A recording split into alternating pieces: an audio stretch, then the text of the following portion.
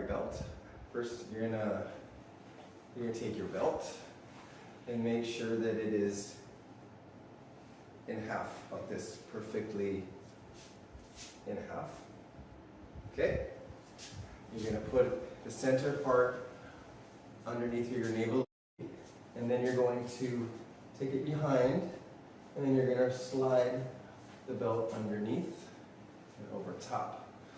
And then this side here, you're gonna go under and over. This side is gonna come over, under, here.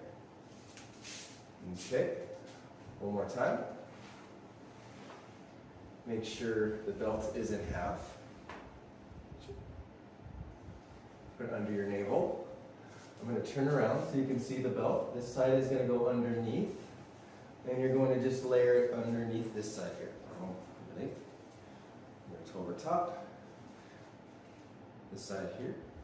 The left side is going to go under, over, and then through.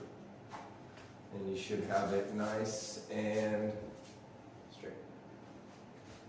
All right?